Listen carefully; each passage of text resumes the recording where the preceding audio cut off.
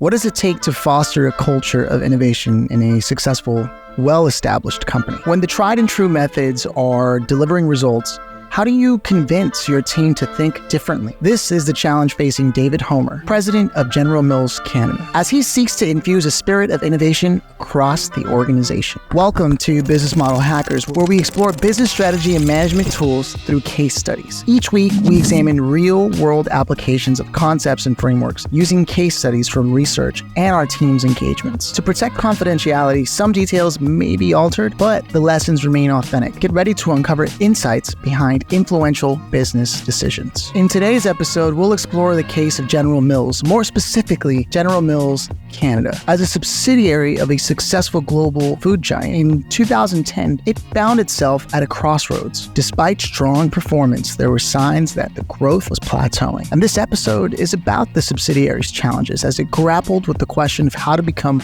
more innovative in the face of increasing competition and changing consumer demands. Sam, how are you doing today? Good, Philip. How are you today? I'm doing great. I actually am curious if you could give us a brief overview of General Mills Canada and its position on packaged foods market. General Mills Canada is a significant player in the Canadian packaged food industry. They have over 600 million sales at the time that, this case, we're discussing this case, and a portfolio that includes well-known brands like Cheerios, Nature Valley, Old El Paso. They operate in mature, competitive categories dominated by a handful of large retailers. In 2011, the leadership of David Homer at the time, General Mills Canada had achieved strong results through a focus on operational efficiency and analytical rigor. However, Homer did recognize that to sustain growth, the company needed to become more innovative across all aspects of its business. What were the key obstacles Homer faced in trying to build a culture of innovation at General Mills Canada? There were several challenges. First, the company had a conservative, risk-averse culture that emphasizes consensus and detailed analysis before making decisions. While this has led to operational excellence in some areas, as you know, civil creativity and bold thinking. The second, there was a lack of clarity around what innovation means. Some viewed it as solely the domain of new product development and marketing, while others saw it as an add-on to their already heavy workloads. I think finally, the performance management system rewards, and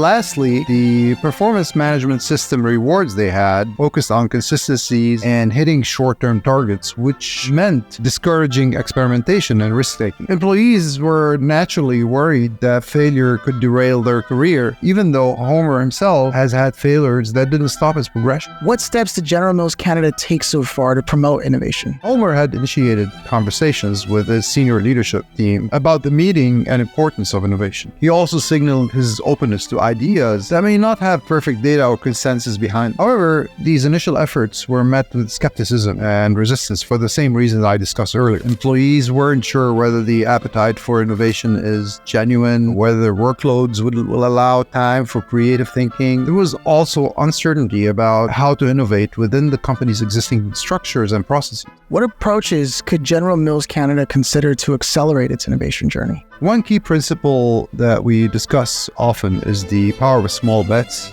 and iterative learnings that we discussed in other episodes would have been very applicable here. Rather than trying to make innovation as a separate large-scale transformation or initiative, General Mills could have weaved this into the fabric of daily work through, for example, rapid experimentation. Teams could be encouraged to regularly pilot new ideas on a small scale and learn from results and scale up the most promising one. The option of the fundamentals of, optionality blueprint. Another concept is the value of diversity and collaboration. Innovation often happens at the intersections between disciplines and perspectives. Their organization could have fostered more cross-functional teamwork by running, for example, hackathons that create opportunities for creative abrasion where different ideas can collide and combine in new ways. They could also consider reframing the way they think about risk and failure. In an entrepreneurial mindset, every bet is an opportunity to learn and opens up new possibilities. Leaders could celebrate intelligent failures as much as successes to make it clear that thoughtful risk-taking won't be penalized. Lastly, they could look for ways to create space and time for innovation within the workday, rather than seeing it as an extra burden or placing extra burden on employees. This could involve streamlining less essential activities, as well as explicitly recognizing and rewarding innovative contributions. First, they could have explicitly allocated resources to innovation across the three horizons. This would signal commitment and create space for experimentations. They could have carved out separate innovation lab with different set of metrics and expectations. They could have refined what success looks like for innovative initiative. Rather than focusing solely on short-term financial results, they could have valued learning, insights, and the development of new capabilities. This would have reduced the perceived risk of failure.